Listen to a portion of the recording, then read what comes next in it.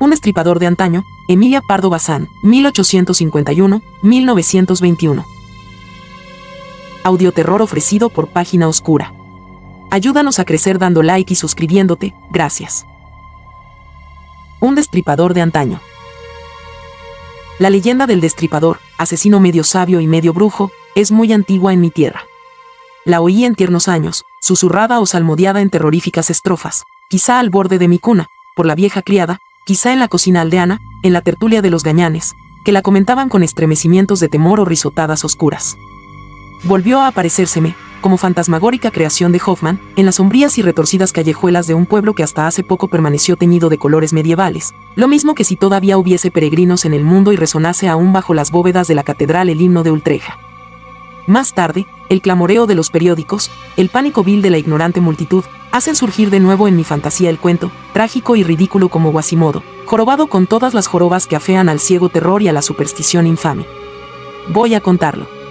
Entrad conmigo valerosamente en la zona de sombra del alma.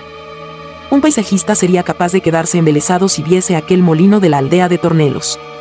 Caído en la vertiente de una montañuela, dábale alimento una represa que formaba lindo estanque natural, festoneado de canas y poás, puesto, como espejillo de mano sobre falda verde. Encima del terciopelo de un prado donde crecían áureos ranúnculos y en otoño abrían sus corolas moradas y elegantes lirios. Al otro lado de la represa habían trillado sendero el pie del hombre y el casco de los asnos que iban y volvían cargados de sacas, a la avenida con maíz, trigo y centeno en grano, al regreso, con harina oscura, blanca o amarillenta. Y que bien componía, coronando el rústico molino y la pobre casuca de los molineros, el gran castaño de horizontales ramas y frondosa copa, cubierto en verano de pálida y desmelenada flor, en octubre de picantes y reventones erizos. Cuán gallardo y majestuoso se perfilaba sobre la azulada cresta del monte, medio velado entre la cortina gris del humo que salía, no por la chimenea, pues no la tenía la casa del molinero, ni aún hoy la tienen muchas casas de aldeanos de Galicia, sino por todas partes, puertas, ventanas, resquicios del tejado y grietas de las desmanteladas paredes. El complemento del asunto, gentil, lleno de poesía, digno de que lo fijase un artista genial en algún cuadro idílico, era una niña como de 13 a 14 años, que sacaba a pastar una vaca por aquellos ribazos siempre tan floridos y frescos, hasta en el rigor del estío, cuando el ganado languidece por falta de hierba. Miña encarnaba el tipo de la pastora, armonizaba con el fondo. En la aldea la llamaba Roxa, pero en sentido de rubia, pues tenía el pelo del color del cerro que a veces hilaba, de un rubio pálido, lacio, que, a manera de vago reflejo lumínico, rodeaba la carita, algo tostada por el sol, oval y descolorida, donde solo brillaban los ojos con un toque celeste, como el azul que a veces se entrevea a través de las brumas del montañés celaje. Minia cubría sus carnes con un refajo colorado, desteñido ya por el uso, recia camisa de estopa velaba su seno, mal desarrollado aún, iba descalza, y el pelito lo llevaba embedijado y revuelto y a veces mezclado, sin asomo de ofeliana coquetería, con briznas de paja o tallos de los que segaba para la vaca en los linderos de las heredades. Y así y todo, estaba bonita, bonita como un ángel, o, por mejor decir, como la patrona del santuario próximo, con la cual ofrecía, al decir de las gentes, singular parecido. La célebre patrona, objeto de fervorosa devoción para los aldeanos de aquellos contornos, era un cuerpo santo, traído de Roma por cierto industrioso gallego, especie de Gil Blas, que, habiendo llegado, por azares de la fortuna a servidor de un cardenal romano, no pidió otra recompensa, al terminar, por muerte de su amo, 10 años de buenos y leales servicios, que la urna y efigie que adornaban el oratorio del cardenal. Diéronselas y las trajo a su aldea, no sin aparato.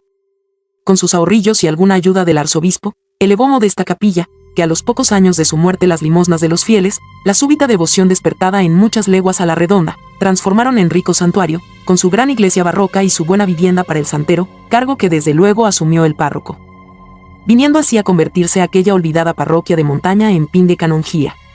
No era fácil averiguar con rigurosa exactitud histórica, ni apoyándose en documentos fehacientes e incontrovertibles, a quien habría pertenecido el huesecillo del cráneo humano incrustado en la cabeza de cera de la santa. Solo un papel amarillento, escrito con letra menuda y firme y pegado en el fondo de la urna, afirmaba ser aquellas las reliquias de la bienaventurada Herminia, noble virgen que padeció martirio bajo Diocleciano. Inútil parece buscar en las actas de los mártires el nombre y género de muerte de la bienaventurada Herminia. Los aldeanos tampoco lo preguntaban, ni ganas de meterse en tales honduras. Para ellos, la santa no era figura de cera, sino el mismo cuerpo incorrupto. Del nombre germánico de la mártir hicieron el gracioso y familiar de Minia, y a fin de apropiárselo mejor, le añadieron el de la parroquia, llamándola Santa Minia de Tornelos. Poco les importaba a los devotos montañeses el cómo ni el cuándo de su santa. Veneraban en ella la inocencia y el martirio, el heroísmo de la debilidad, cosa sublime. A la rapaza del molino le habían puesto Minia en la pila bautismal, y todos los años, el día de la fiesta de su patrona, arrodillábase la chiquilla delante de la urna tan embelesada con la contemplación de la santa, que ni acertaba a mover los labios rezando. La fascinaba la efigie, que para ella también era un cuerpo real, un verdadero cadáver. Ello es que la santa estaba preciosa y terrible a la vez. Representaba la sérea figura a una jovencita como de 15 años, de perfectas facciones pálidas. Al través de sus párpados cerrados por la muerte, pero ligeramente revulsos por la contracción de la agonía, veíanse brillar los ojos de cristal con misterioso brillo. La boca, también entreabierta, tenía los labios lívidos, y transparecía el esmalte de la dentadura. La cabeza, inclinada sobre el almohadón de seda carmesí que cubría un encaje de oro ya deslucido, ostentaba encima del pelo rubio una corona de rosas de plata, y la postura permitía ver perfectamente la herida de la garganta. Estudiaba con clínica exactitud las cortadas arterias, la laringe, la sangre, de la cual algunas gotas negreaban sobre el cuello. Vestía la santa dalmática de brocado verde sobre túnica de tafetán color de caramelo, atavío más teatral que romano en el cual entraban como elemento ornamental bastantes lentejuelas e hilillos de oro. Sus manos, finísimamente modeladas y exangües, se cruzaban sobre la palma de su triunfo. Al través de los vidrios de la urna, al reflejo de los cirios, la polvorienta imagen y sus ropas, ajadas por el transcurso del tiempo, adquirían vida sobrenatural. Diríase que la herida iba a derramar sangre fresca. La chiquilla volvía de la iglesia ensimismada y absorta. Era siempre de pocas palabras, pero un mes después de la fiesta patronal, difícilmente salía de su mutismo, ni se veía en sus labios la sonrisa, a no ser que los vecinos le dijesen que se parecía mucho con la santa. Los aldeanos no son blandos de corazón, al revés, suelen tenerlo tan duro y callado como las palmas de las manos, pero cuando no está en juego su interés propio, poseen cierto instinto de justicia que los induce a tomar el partido del débil oprimido por el fuerte. Por eso miraban a Minia con profunda lástima. Huérfana de padre y madre, la chiquilla vivía con sus tíos. El padre de Minia era molinero, y se había muerto de intermitentes palúdicas, mal frecuente en los de su oficio. La madre le siguió al sepulcro, no arrebatada de pena, que en una aldeana sería extraño género de muerte, sino a poder de un dolor de costado que tomó saliendo sudorosa de coser la hornada de maíz. Minia quedó solita a la edad de 1 año y medio, recién destetada. Su tío, Juan Ramón, que se ganaba la vida trabajosamente en el oficio de albañil, pues no era amigo de labranza, entró en el molino como en casa propia, y, encontrando la industria ya fundada, la clientela establecida, el negocio entretenido y cómodo, ascendió a molinero. Que en la aldea es ascender a personaje. No tardó en ser su consorte la moza con quien tenía trato, y de quien poseía ya 2 frutos de maldición, varón y hembra. Minia y estos retoños crecieron mezclados, sin más diferencia aparente sino que los chiquitines decían al molinero y a la molinera papay y mamay, mientras Minia, aunque nadie se lo hubiese enseñado, no los llamó nunca de otro modo que señor tío y señora tía. Si se estudiase a fondo la situación de la familia, se verían diferencias más graves. Minia vivía relegada a la condición de criada o moza de faena. No es decir que sus primos no trabajasen, porque el trabajo a nadie perdona en casa del labriego, pero las labores más viles, las tareas más duras, guardábanse para Minia. Su prima Amelia, destinada por su madre a costurera, que es entre las campesinas profesión aristocrática, daba a la aguja en una sillita, y se divertía oyendo los requiebros bárbaros y las picardiuelas de los mozos y mozas que acudían al molino y se pasaban allí la noche en vela y broma. Con notoria ventaja del diablo y no sin frecuente e ilegal acrecentamiento de nuestra especie. Minia era quien ayudaba a cargar el carro de Tojo, la que, con sus manos diminutas, amasaba el pan, la que echaba de comer al becerro, al cerdo y a las gallinas, la que llevaba a pastar la vaca, y, encorvada y fatigosa, traía del monte el haz de leña, o del soto el saco de castañas, o el cesto de hierba del prado. Andrés, el mozuelo, no la ayudaba poco ni mucho, pasábase la vida en el molino, ayudando a la molienda y al maquileo, y de riola, fiesta, canto y repiqueteo de panderetas con los demás rapaces y rapazas. De esta temprana escuela de corrupción sacaba el muchacho pullas, dichos y barrabasadas que a veces molestaban a Minia, sin que ella supiese por qué ni tratase de comprenderlo. El molino, durante varios años, produjo lo suficiente para proporcionar a la familia cierto desahogo.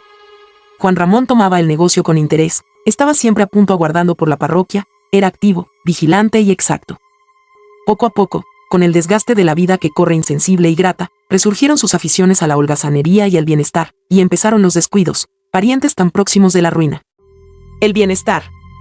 Para un labriego estriba en poca cosa, algo más del torrezno y unto en el pote, carne de vez en cuando, pan trigo a discreción, leche cuajada o fresca. Esto distingue al labrador acomodado del desvalido. Después viene el lujo de la indumentaria, el buen traje de rizo, las polainas de prolijo pespunte, la camisa labrada, la faja que esmaltan flores de seda, el pañuelo majo y la abotonadura de plata en el rojo chaleco. Juan Ramón tenía de estas exigencias, y acaso no fuesen ni la comida ni el traje lo que introducía desequilibrio en su presupuesto, sino la pícara costumbre, que iba arraigándose, de echar una pinga en la taberna del Canelo, primero, todos los domingos, luego, las fiestas de guardar. Por último, muchos días en que la Santa Madre Iglesia no impone precepto de misa a los fieles. Después de las libaciones, el molinero regresaba a su molino, ya alegre como unas Pascuas, ya tétrico, renegando de su suerte y con ganas de arrimar a alguien un sopapo. Melia, al verle volver así, se escondía. Andrés, la primera vez que su padre le descargó un palo con la tranca de la puerta, se revolvió como una fiera, le sujetó y no le dejó ganas de nuevas agresiones. Pepona, la molinera, más fuerte, huesuda y recia que su marido, también era capaz de pagar en buena moneda el cachete. Solo quedaba Minia, víctima sufrida y constante. La niña recibía los golpes con estoicismo, palideciendo a veces cuando sentía vivo dolor y cuando, por ejemplo, la hería en la espinilla o en la cadera la punta de un zueco de palo, pero no llorando jamás. La parroquia no ignoraba estos tratamientos, y algunas mujeres compadecían bastante a Minia. En las tertulias del atrio, después de misa, en las deshojas del maíz, en la romería del santuario, en las ferias, comenzaba a susurrarse que el molinero se empeñaba, que el molino se hundía, que en las maquilas robaban sin temor de Dios, y que no tardaría la rueda en pararse y los alguaciles en entrar allí para embargarles hasta la camisa que llevaban sobre los lomos. Una persona luchaba contra la desorganización creciente de aquella humilde industria y aquel pobre hogar. Era Pepona, la molinera, mujer avara, codiciosa, ahorrona hasta de un ochavo, tenaz, vehemente y áspera. Levantaba antes que rayase el día, incansable en el trabajo, siempre se la veía, ya inclinada labrando la tierra, ya en el molino regateando la maquila, ya trotando, descalza, por el camino de Santiago adelante con una cesta de huevos, aves y verduras en la cabeza, para ir a venderla al mercado. Más que valen el cuidado y el celo, la economía sórdida de una mujer, contra el vicio y la pereza de dos hombres. En una mañana se bebía Juan Ramón, en una noche de tuna despilfarraba Andrés el fruto de la semana de Pepona. Mal andaban los negocios de la casa, y peor humorada la molinera, cuando vino a complicar la situación un año fatal, año de miseria y sequía, en que, perdiéndose la cosecha del maíz y trigo, la gente vivió de averiadas habichuelas, de secos sabones, de pobres y éticas hortalizas, de algún centeno de la cosecha anterior. Roído ya por el cornezuelo y el gorgojo. Lo más encogido y apretado que se puede imaginar en el mundo, no acierta a dar idea del grado de reducción que consigue el estómago de un labrador gallego y la vacuidad a que se sujetan sus elásticas tripas en años así. Versas espesadas con harina y suavizadas con una corteza de tocino rancio, y esto un día y otro día, sin sustancia de carne, sin gota de vino para reforzar un poco los espíritus vitales y devolver vigor al cuerpo. La patata, el pan del pobre, entonces apenas se conocía, porque no sé si dije que lo que voy contando ocurrió en los primeros lustros del siglo XIX. Considérese cuál andaría con semejante añada el molino de Juan Ramón. Perdida la cosecha, descansaba forzosamente la muela. El rodezno, parado y silencioso, infundía tristeza, semejaba el brazo de un paralítico. Los ratones, furiosos de no encontrar grano que roer, famélicos también ellos, correteaban alrededor de la piedra, exhalando agrios chillidos. Andrés, aburrido por la falta de la acostumbrada tertulia, se metía cada vez más en danzas y aventuras amorosas, volviendo a casa como su padre, rendido y enojado, con las manos que le hormigueaban por zurrar. Zurraba a Minia con mezcla de galantería rústica y de brutalidad, y enseñaba los dientes a su madre porque la pitanza era escasa y desabrida. Vago ya de profesión, andaba de feria en feria buscando lances, pendencias y copas. Por fortuna, en primavera cayó soldado y se fue con el chopo camino de la ciudad. Hablando como la dura verdad nos impone, confesaremos que la mayor satisfacción que pudo dar a su madre fue quitársele de la vista. Ningún pedazo de pan traía a casa, y en ella solo sabía derrochar y gruñir, confirmando la sentencia: donde no hay harina, todo es mohína. La víctima propiciatoria, la que espiaba todos los sinsabores y desengaños de Pepona, era quien había de ser. Siempre había tratado Pepona a Minia con hostil indiferencia, ahora, con odio sañudo de impía madrastra. Para Minia los harapos, para Melia los refajos de grana, para Minia la cama en el duro suelo, para Melia un leito igual al de sus padres. A Minia se le arrojaba la corteza de pan de borona enmohecido, mientras el resto de la familia despachaba el caldo calentito y el compango de cerdo. Minia no se quejaba jamás. Estaba estaba un poco más descolorida y perpetuamente absorta, y su cabeza se inclinaba a veces lánguidamente sobre el hombro, aumentándose entonces su parecido con la santa callada, exteriormente insensible. La muchacha sufría en secreto angustia mortal, inexplicables mareos, ansias de llorar, dolores en lo más profundo y delicado de su organismo. Misteriosa pena, y, sobre todo, unas ganas constantes de morirse para descansar yéndose al cielo. Y el paisajista o el poeta que cruzase ante el molino y viese el frondoso castaño, la represa con su agua durmiente y su orla de cañas, la pastorcilla rubia, que, pensativa, dejaba a la vaca saciarse libremente por el lindero orlado de flores. Soñaría con idilios y haría una descripción apacible y encantadora de la infeliz niña golpeada y hambrienta, media idiota ya a fuerza de desamores y crueldades. Un día descendió mayor consternación que nunca sobre la choza de los molineros. Era llegado el plazo fatal para el colono, vencía el término del arriendo, y, o pagaba al dueño del lugar, o se verían arrojados de él y sin techo que los cobijase, ni tierra donde cultivar las berzas para el caldo. Y lo mismo el holgazán Juan Ramón que Pepona la dirigente, profesaban a aquel quiñón de tierra el cariño insensato que apenas profesarían a un hijo pedazo de sus entrañas. Salir de allí se les figuraba peor que ir para la sepultura, que esto, al fin, tiene que suceder a los mortales, mientras lo otro no ocurre sino por impensados rigores de la suerte negra. ¿Dónde encontrarían dinero? Probablemente no había en toda la comarca las 2 onzas que importaba la renta del lugar. Aquel año de miseria, y calculó Pepona, 2 onzas no podían hallarse sino en la Boeta o Cepillo de Santa Minia. El cura sí que tendría 2 onzas, y bastantes más, cocidas en el jergón o enterradas en el huerto. Esta probabilidad fue asunto de la conversación de los esposos, tendidos boca a boca en el lecho conyugal, especie de cajón con una abertura al exterior, y dentro un relleno de hojas de maíz y una raída manta.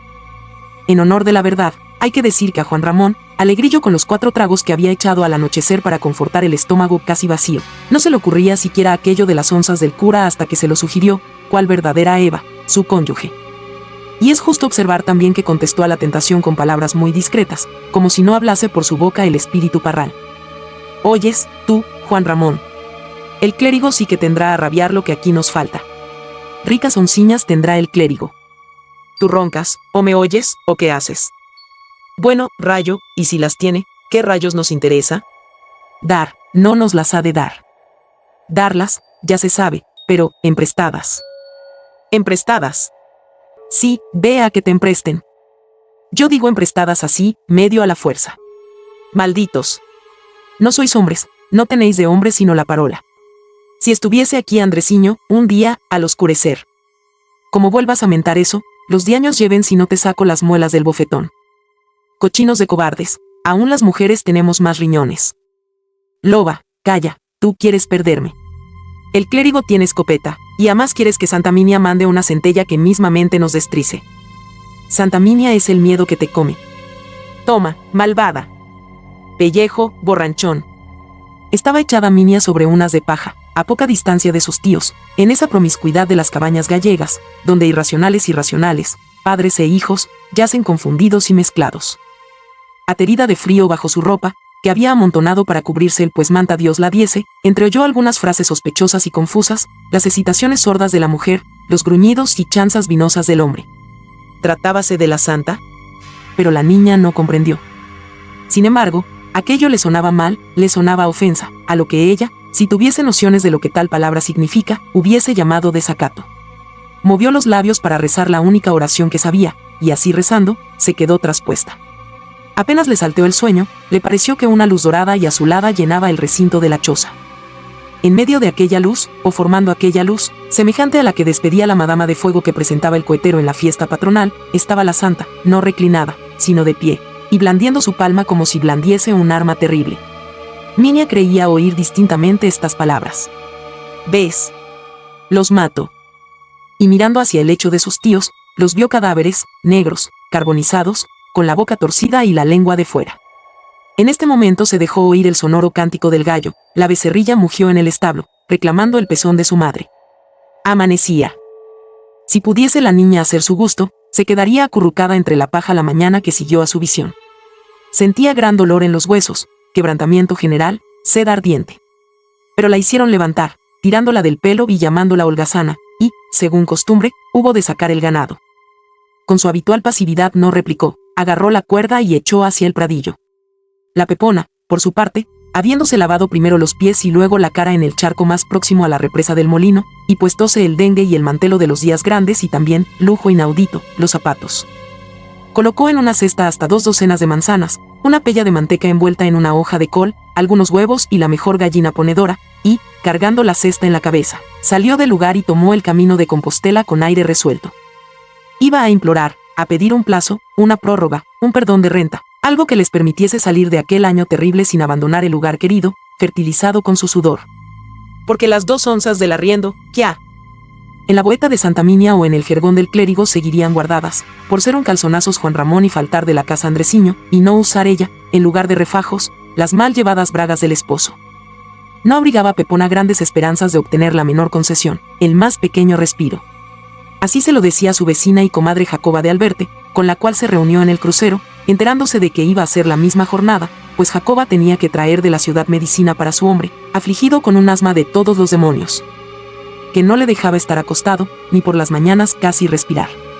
Resolvieron las 2 comadres ir juntas para tener menos miedo a los lobos o a los aparecidos, si al volverse les echaba la noche encima, y pie ante pie, haciendo votos porque no lloviese, pues Pepona llevaba a cuestas el fondito del arca. Emprendieron su caminata charlando. Mi matanza, dijo la Pepona, es que no podré hablar cara a cara con el señor marqués, y al apoderado tendré que arrodillarme. Los señores de mayor señorío son siempre los más compadecidos del pobre. Los peores, los señoritos hechos a puñetazos, como don Mauricio, el apoderado, esos tienen el corazón duro como las piedras y le tratan a uno peor que a la suela del zapato. Le digo que voy allá como el buey al matadero. La Jacoba, que era una mujercilla pequeña, de ojos ribeteados, de apergaminadas facciones, con 2 toques, cual de ladrillos en los pómulos, contestó en voz plañidera. ¡Ay, comadre! Iba yo 100 veces a donde va, y no quería ir una a donde voy. Santa Minia nos valga. Bien sabe el Señor nuestro Dios que me lleva la salud del hombre, porque la salud vale más que las riquezas. No siendo por amor de la salud, ¿quién tiene valor de pisar la botica de don Custodio? Al oír este nombre, viva expresión de curiosidad azorada se pintó en el rostro de la Pepona y arrugóse su frente, corta y chata, donde el pelo nacía casi a un dedo de las tupidas cejas. ¡Ay! Sí, mujer. Yo nunca allá fui. Hasta por delante de la botica no me da gusto pasar. Andan no sé qué dichos, de que el boticario hace meigallos. Eso de no pasar, bien se dice, pero cuando uno tiene la salud en sus manos. La salud vale más que todos los bienes de este mundo, y el pobre que no tiene otro caudal sino la salud, que no hará por conseguirla. Al demonio era yo capaz de ir a pedirle en el infierno la buena untura para mi hombre. 1 peso y 12 reales llevamos gastados este año en botica, y nada, como si fuese agua de la fuente, que hasta es un pecado derrochar los cuartos así, cuando no hay una triste corteza para llevar a la boca. De manera es que ayer por la noche, mi hombre, que tosía que casi arreventaba, me dice, «Ey, Jacoba, o tú vas a pedirle a don Custodio la untura, o yo espicho. No hagas caso del médico, no hagas caso, si a manos viene, ni de Cristo nuestro Señor, a don Custodio has de ir, que si él quiere, del apuro me saca con solo 2 cucharaditas de los remedios que sabe hacer. Y no repares en dinero, mujer, no siendo que quieras te quedar viuda». Así es que, Jacoba metió misteriosamente la mano en el seno y extrajo, envuelto en un papelito, un objeto muy chico, aquí llevo el corazón del arca, un dobloncillo de A4. Se me van los espíritus detrás de él, me cumplía para mercar ropa, que casi desnuda encarnezando, pero primero es la vida del hombre, mi comadre. Y aquí lo llevo para el ladro de don Custodio. Asús me perdone. La Pepona reflexionaba, deslumbrada por la vista del doblón y sintiendo en el alma una oleada tal de codicia que la sofocaba casi. Pero diga, mi comadre, murmuró con ahínco, apretando sus grandes dientes de caballo y echando chispas por los ojuelos. Diga, ¿cómo hará don Custodio para ganar tantos cuartos? ¿Sabe que se cuenta por ahí? Que mercó este año muchos lugares del marqués. Lugares de los más riquísimos. Dicen que ya tiene mercados 2000 ferrados de trigo de renta. ¡Ay, mi comadre! ¿Y cómo quiere que no gane cuartos ese hombre que cura todos los males que el Señor inventó? Miedo da el entrar allí, pero cuando uno sale con la salud en la mano. Escuche, ¿quién piensa que le quitó la reuma al cura de Morlán? 5 años llevaba en la cama, baldado, imposibilitado. Y de repente un día se levanta, bueno, andando como usted y como yo. Pues, ¿qué fue? La untura que le dieron en los cuadriles, y que le costó media onza en casa de don Custodio. ¿Y el tío Gorio, el posadero de Silleda? Ese fue mismo cosa de milagro. Ya le tenían puesto los santolios, y traerle un agua blanca de don Custodio, y como si resucitara. ¿Qué cosas hace Dios? Dios, contestó la Jacoba. A saber si las hace Dios o el diaño. Comadre, le pido de favor que me ha de acompañar cuando entre en la botica. Acompañaré. Cotorreando así, se les hizo llevadero el camino a las dos comadres. Llegaron a Compostela a tiempo que las campanas de la catedral y de numerosas iglesias tocaban a misa, y entraron a oírla en las Ánimas, templo muy favorito de los aldeanos, y, por tanto, muy gargajoso, sucio y maloliente. De allí, atravesando la plaza llamada del Pan, inundada de vendedoras de molletes y cacharros, atestada de labriegos y de caballerías, se metieron bajo los soportales, sustentados por columnas de bizantinos capiteles, y llegaron a la temerosa madriguera de don Custodio. Bajábase a ella por 2 escalones, y entre esto y que los soportales roban luz, encontrábase siempre la botica sumergida en vaga penumbra, resultado a que cooperaban también los vidrios azules, colorados y verdes, innovación entonces flamante y rara. La anaquelería ostentaba aún esos pintorescos botes que hoy se estiman como objeto de arte, y sobre los cuales se leían, en letras góticas, rótulos que parecen fórmulas de alquimia: Rad, Polip, Q, Ra, Su, Eboris, Estirat Cala, y otros letreros de no menos siniestro cariz. En un sillón de baqueta, reluciente ya por el uso, ante una mesa, donde un atril abierto sostenía voluminoso libro, hallábase el boticario, que leía cuando entraron las dos aldeanas, y que al verlas entrar se levantó. Parecía hombre de unos 40 y tantos años, era de rostro chupado, de hundidos ojos y sumidos carrillos, de barba picuda y gris, de calva primeriza y ya lustrosa, y con aureola de largas melenas, que empezaban a encanecer, una cabeza macerada y simpática de santo penitente o de doctor alemán emparedado en su laboratorio. Al plantarse delante de las dos mujeres, caía sobre su cara el reflejo de uno de los vidrios azules, y realmente se la podía tomar por efigie de escultura. No habló palabra, contentándose con mirar fijamente a las comadres. Jacoba temblaba cual si tuviese azogue en las venas, y la Pepona, más atrevida, fue la que echó todo el relato del asma, y de la untura, y del compadre enfermo, y del doblón. Don Custodio asintió, inclinando gravemente la cabeza. Desapareció 3 minutos tras la cortina de sarga roja que ocultaba la entrada de la rebotica. Volvió con un frasquito cuidadosamente lacrado, tomó el doblón, sepultólo en el cajón de la mesa, y volviendo a la Jacoba un peso duro, contentóse con decir: úntele con esto el pecho por la mañana y por la noche, y sin más se volvió a su libro. Miráronse las comadres, y salieron de la botica como alma que lleva el diablo. Jacoba, fuera ya, se persignó. Serían las 3 de la tarde cuando volvieron a reunirse en la taberna, a la entrada de la carretera, donde comieron un taco de pan y una corteza de queso duro, y echaron al cuerpo el consuelo de 2 deditos de aguardiente. Luego emprendieron el retorno. La Jacoba iba alegre como unas pascuas, poseía el remedio para su hombre, había vendido bien medio ferrado de habas, y de su caro doblón un peso quedaba aún por misericordia de don Custodio. Pepona, en cambio, tenía la voz ronca y encendidos los ojos, sus cejas se juntaban más que nunca, su cuerpo, grande y tosco, se doblaba al andar, cual si le hubiesen administrado alguna soberana paliza. No bien salieron a la carretera, desahogó sus cuitas en amargos lamentos, el ladrón de don Mauricio, como si fuese sordo de nacimiento o verdugo de los infelices. ¿La renta o salen del lugar, comadre? Allí lloré, grité, me puse de rodillas, me arranqué los pelos, le pedí por el alma de su madre y de quien tiene en el otro mundo.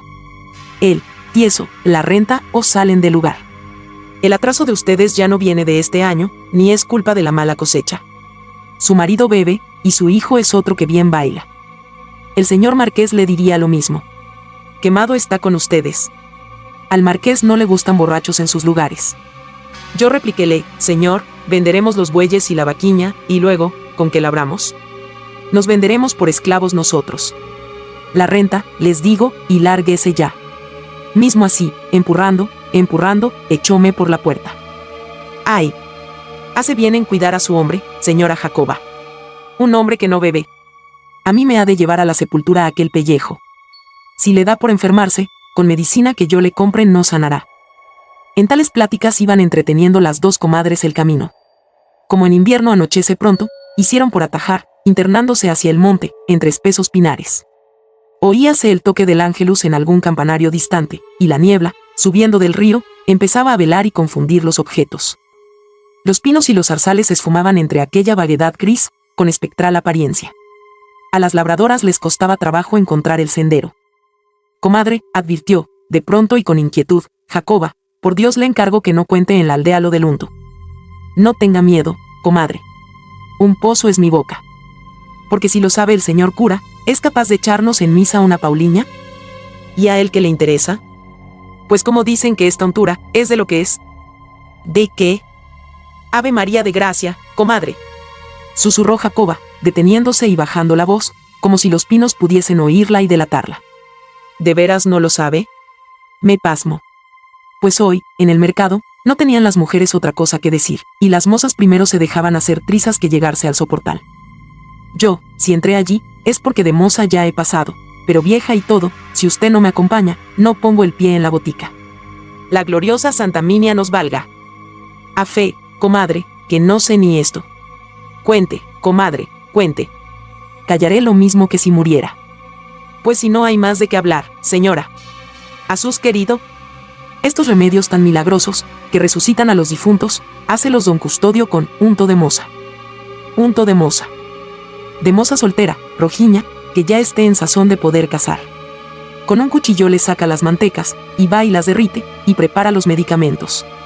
2 criadas mozas tuvo, y ninguna se sabe que fue de ella, sino que, como si la tierra se las tragase, que desaparecieron y nadie las volvió a ver. Dice que ninguna persona humana ha entrado en la trasbotica, que allí tiene una trapela, y que muchacha que entre y pone el pie en la trapela, plas, cae en un pozo muy hondo, muy hondísimo, que no se puede medir la profundidad que tiene, y allí el boticario le arranca el unto. Sería cosa de haberle preguntado a la Jacoba a cuántas brazas bajo tierra estaba situado el laboratorio del destripador de antaño, pero las facultades analíticas de la Pepona eran menos profundas que el pozo, y limitóse a preguntar con ansia mal definida. ¿Y para eso solo sirve el unto de las mozas? Solo. Las viejas no valemos ni para que nos saquen el unto siquiera. Pepona guardó silencio. La niebla era húmeda, en aquel lugar montañoso convertíase en brétema, e imperceptible y menudísima llovizna calaba a las 2 comadres, transidas de frío y ya asustadas por la oscuridad. Como se internasen en la escueta gándara que precede al lindo vallecito de Tornelos, y desde la cual ya se divisa la torre del santuario, Jacoba murmuró con apagada voz. Mi comadre, ¿no es un lobo eso que por ahí va? ¿Un lobo? Dijo, estremeciéndose, Pepona. Por allí, detrás de aquellas piedras, dicen que estos días ya llevan comida mucha gente. De un rapaz de Morlán solo dejaron la cabeza y los zapatos. Asus. El susto del lobo se repitió 2 o 3 veces antes de que las comadres llegasen a avistar la aldea. Nada, sin embargo, confirmó sus temores, ningún lobo se les vino encima. A la puerta de la casucha de Jacoba despidiéronse, y Pepona entró sola en su miserable hogar. Lo primero con que tropezó en el umbral de la puerta fue con el cuerpo de Juan Ramón, borracho como una cuba, y al cual fue preciso levantar entre maldiciones y reniegos, llevándole en peso a la cama. A eso de medianoche, el borracho salió de su sopor, y con estropajosas palabras acertó a preguntar a su mujer qué teníamos de la renta. A esta pregunta, y a su desconsoladora contestación, siguieron reconvenciones, amenazas, blasfemias, un cuchicheo raro, acalorado, furioso. Minia, tendida sobre la paja, prestaba oído, latíale el corazón, el pecho se le oprimía, no respiraba, pero llegó un momento en que Pepona, arrojándose del lecho, le ordenó que se trasladase al otro lado de la cabaña, a la parte donde dormía el ganado. Minia cargó con su brazado de paja, y se acurrucó no lejos del establo, temblando de frío y susto. Estaba muy cansada aquel día, la ausencia de Pepona la había obligado a cuidar de todo, a hacer el caldo, a coger hierba, a lavar, a cuantos menesteres y faenas exigía la casa.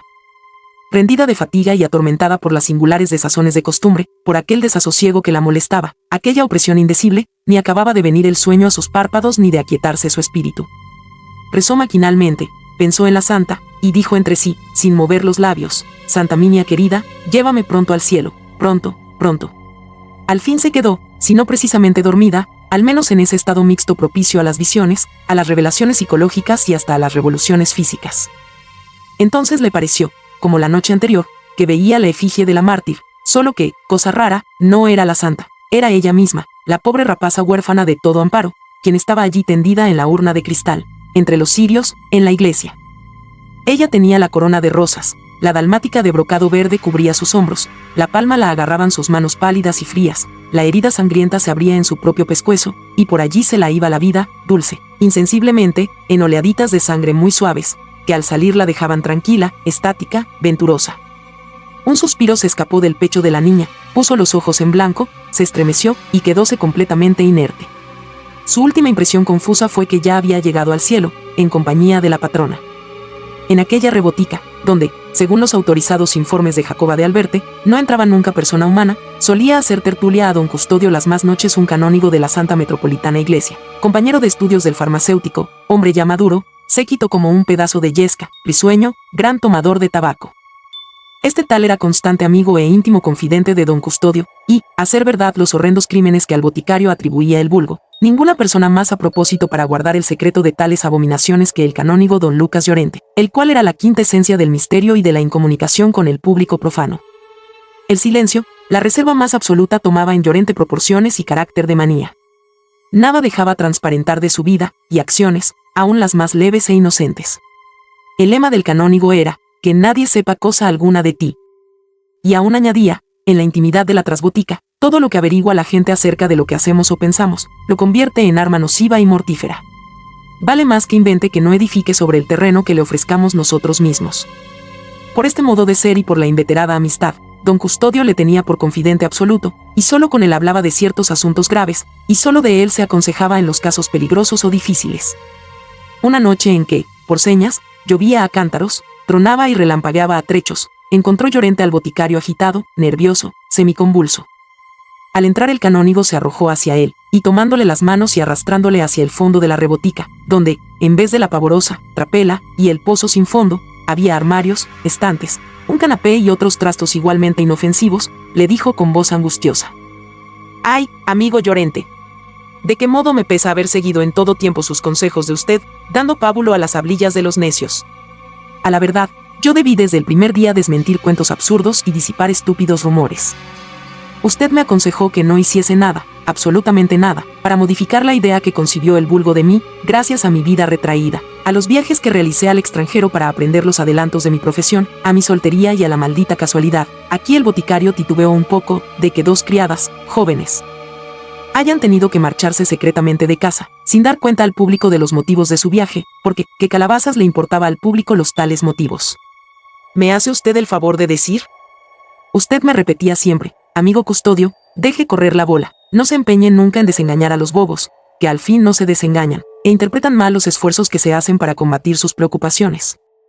Que crean que usted fabrica sus ungüentos con grasa de difunto y que se los paguen más caros por eso. Bien, dejadles que rebuznen. Usted véndales remedios buenos y nuevos de la farmacopea moderna, que asegura usted está muy adelantada allá en esos países extranjeros que usted visitó. Cúrense las enfermedades, y crean los imbéciles que es por arte de birlibirloque. La borricada mayor de cuantas hoy inventan y propalan los malditos liberales es esa de ilustrar a las multitudes. Buena ilustración te dé Dios. Al pueblo no puede ilustrársele. Es y será eternamente un atajo de babiecas, una recua de jumentos. Si le presenta a usted las cosas naturales y racionales, no las cree. Se pirra por lo raro, estrambótico, maravilloso e imposible. Cuanto más gorda es una rueda de molino, tanto más aprisa la comulga. Con que, amigo Custodio, usted deje de andar la procesión, y si puede, apande el estandarte. Este mundo es una danza. Cierto, interrumpió el canónigo, sacando su cajita de rapé y torturando entre las yemas el polvito, eso le debí decir. ¿Y qué, tan mal le ha ido a usted con mis consejos? Yo creí que el cajón de la botica estaba de duros a reventar, y que recientemente había usted comprado unos lugares muy hermosos en Maleiro. Los compré, pero también los amargo, exclamó el farmacéutico. Si le cuento a usted lo que me ha pasado hoy. Vaya, discurra. ¿Qué creerá usted que me ha sucedido? Por mucho que prense el entendimiento para idear la mayor barbaridad, lo que es con esta no acierta usted, ni tres como usted. ¿Qué ha sido ello? Verá. Esto es lo gordo.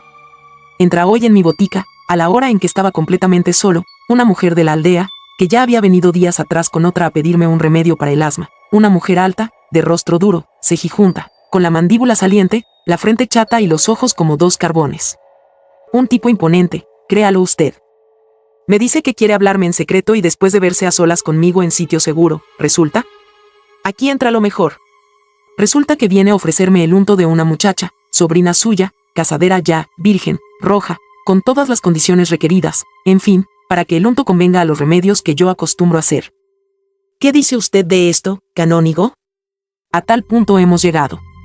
Es por ahí cosa corriente y moliente que yo destripo a las mozas, y que con las mantecas que les saco compongo esos remedios maravillosos, capaces hasta de resucitar a los difuntos. la mujer me lo aseguró. ¿Lo está usted viendo? ¿Comprende la mancha que sobre mí ha caído? Soy el terror de las aldeas, el espanto de las muchachas y el ser más aborrecible y más cochino que puede concebir la imaginación. Un trueno lejano y profundo acompañó las últimas palabras del boticario. El canónigo se reía, frotando sus manos sequitas y meneando alegremente la cabeza. Parecía que hubiera logrado un grande y apetecido triunfo. Yo sí que digo, ¿lo ve usted, hombre? ¿Ve cómo son todavía más bestias, animales, cinocéfalos y mamelucos de lo que yo mismo pienso?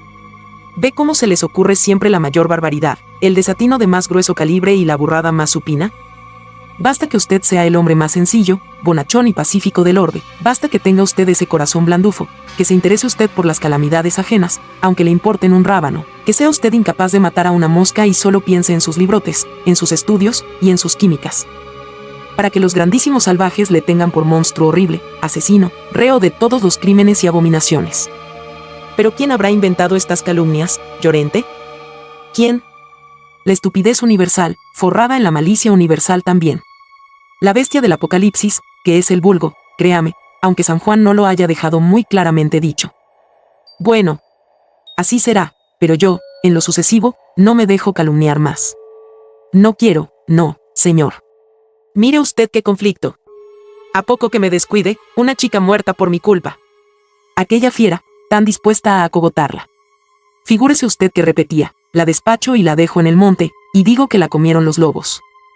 Andan muchos por este tiempo del año, y verá cómo es cierto, que al día siguiente aparece comida, ay canónigo. Si usted viese el trabajo que me costó convencer a aquella caballería mayor de que ni yo saco el unto a nadie ni he soñado en tal. Por más que la repetía, eso es una animalada que corre por ahí, una infamia, una atrocidad, un desatino, una picardía, y como yo averigüe quién es el que lo propala, a ese sí que le destripo, la mujer firme como un poste, y R que R, señor, 2 onzas nada más. Todo calladito, en 2 onzas, tiene los untos. Otra proporción tan buena no la encuentra nunca, qué víbora malvada. Las furias del infierno deben de tener una cara así. Le digo a usted que me costó un triunfo persuadirla. No quería irse. ¿A poco la hecho con un garrote? Y ojalá que la haya usted persuadido, articuló el canónigo, repentinamente preocupado y agitado, dando vueltas a la tabaquera entre los dedos. Me temo que ha hecho usted un pan como unas hostias. ¡Ay, custodio! La ha errado usted. Ahora sí que juro yo que la ha errado. ¿Qué dice usted, hombre, o canónigo, o demonio? Exclamó el boticario, saltando en su asiento alarmadísimo. Que la ha errado usted.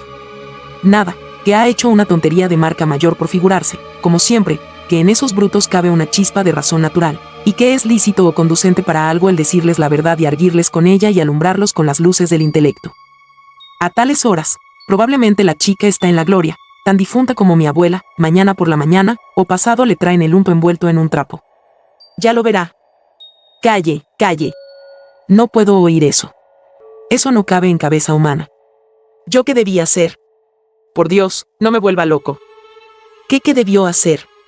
Pues lo contrario de lo razonable, lo contrario de lo verdadero, lo contrario de lo que haría usted conmigo o con cualquiera otra persona capaz de sacramentos, y aunque quizá tan mala como el populacho, algo menos bestia. Decirles que sí, que usted compraba el unto en 2 onzas, o en 3, o en 100. Pero entonces... Aguarde, déjeme acabar. Pero que el unto sacado por ellos de nada servía. Que usted en persona tenía que hacer la operación y por consiguiente, que le trajesen a la muchachita sanita y fresca. Y cuando la tuviese segura en su poder, ya echaríamos mano de la justicia para prender y castigar a los malvados.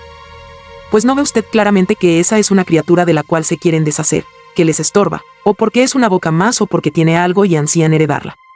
¿No se le ha ocurrido que una atrocidad así se decide en un día, pero se prepara y fermenta en la conciencia a veces largos años?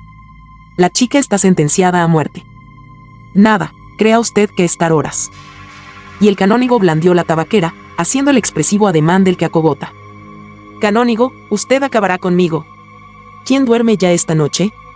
Ahora mismo ensillo la yegua y me largo a Tornelos. Un trueno más cercano y espantoso contestó al boticario que su resolución era impracticable. El viento mugió y la lluvia se desencadenó furiosa, aporreando los vidrios. ¿Y usted afirma, preguntó con abatimiento don Custodio, que serán capaces de tal iniquidad? De todas. Y de inventar muchísimas que aún no se conocen. La ignorancia es invencible, y es hermana del crimen. pues usted, arguyó el boticario, bien aboga por la perpetuidad de la ignorancia. Ay, amigo mío, respondió el oscurantista. La ignorancia es un mal. Pero el mal es necesario y eterno, de tejas abajo, en este pícaro mundo. Ni del mal ni de la muerte conseguiremos jamás vernos libres. Qué noche pasó el honrado boticario tenido, en concepto del pueblo, por el monstruo más espantable y a quien tal vez 2 siglos antes hubiesen procesado acusándole de brujería. Al amanecer echó la silla a la yegua blanca que montaba en sus excursiones al campo y tomó el camino de Tornelos. El molino debía de servirle de seña para encontrar presto lo que buscaba. El sol empezaba a subir por el cielo, que después de la tormenta se mostraba despejado y sin nubes, de una limpidez radiante. La lluvia que cubría las hierbas se empapaban ya, y secábase el llanto derramado sobre los zarzales por la noche. El aire diáfano y transparente, no excesivamente frío, empezaba a impregnarse de olores ligeros que exhalaban los mojados pinos. Una pega, manchada de negro y blanco, saltó casi a los pies del caballo de don Custodio. Una liebre salió de entre los matorrales, y loca de miedo, graciosa y brincadora, pasó por delante del boticario. Todo anunciaba uno de esos días espléndidos de invierno que en Galicia suelen seguir a las noches tempestuosas y que tienen incomparable placidez, y el boticario, penetrado por aquella alegría del ambiente, comenzaba a creer que todo lo de la víspera era un delirio, una pesadilla trágica o una extravagancia de su amigo. ¿Cómo podía nadie asesinar a nadie, y así, de un modo tan bárbaro e inhumano? Locuras, insensateces, figuraciones del canónigo. Va. En el molino, a tales horas, de fijo que estarían preparándose a moler el grano.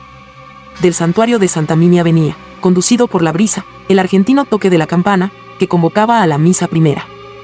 Todo era paz, amor y serena dulzura en el campo. Don Custodio se sintió feliz y alborozado como un chiquillo, y sus pensamientos cambiaron de rumbo. Si la rapaza de los Untos era bonita y humilde, se la llevaría consigo a su casa, redimiéndola de la triste esclavitud y del peligro y abandono en que vivía. Y si resultaba buena, leal, sencilla, modesta, no como aquellas 2 locas, que la una se había escapado a Zamora con un sargento, y la otra andado en malos pasos con un estudiante, para que al fin resultara lo que resultó y la obligó a esconderse. Si la molinerita no era así, y al contrario, realizaba un suave tipo soñado alguna vez por el empedernido solterón, entonces, ¿quién sabe, Custodio? Aún no eres tan viejo que... Embelesado con estos pensamientos, dejó la rienda a la yegua, y no reparó que iba metiéndose monte adentro, por lo más intrincado y áspero de él. Notólo cuando ya llevaba andado buen trecho del camino. Volvió grupas y lo desanduvo, pero con poca fortuna, pues hubo de extraviarse más, encontrándose en un sitio riscoso y salvaje. Oprimía su corazón, sin saber por qué, extraña angustia. De repente, allí mismo, bajo los rayos del sol, del alegre, hermoso, que reconcilia a los humanos consigo mismos y con la existencia, divisó un bulto, un cuerpo muerto, el de una muchacha. Su doblada cabeza descubría la tremenda herida del cuello. Un mantelo tosco cubría la mutilación de las despedazadas y puras entrañas. Sangre alrededor, desleída ya por la lluvia, las hierbas y malezas pisoteadas, y en torno, el gran silencio de los altos montes y de los solitarios pinares. A Pepona la ahorcaron en La Coruña. Juan Ramón fue sentenciado a presidio. Pero la intervención del boticario en este drama jurídico bastó para que el vulgo le creyese más destripador que antes, y destripador que tenía la habilidad de hacer que pagasen justos por pecadores, acusando a otros de sus propios atentados. Por fortuna, no hubo entonces en Compostela ninguna jarana popular, de lo contrario, es fácil que le pegasen fuego a la botica, lo cual haría frotarse las manos al canónigo Llorente, que veía confirmadas sus doctrinas acerca de la estupidez universal e irremediable.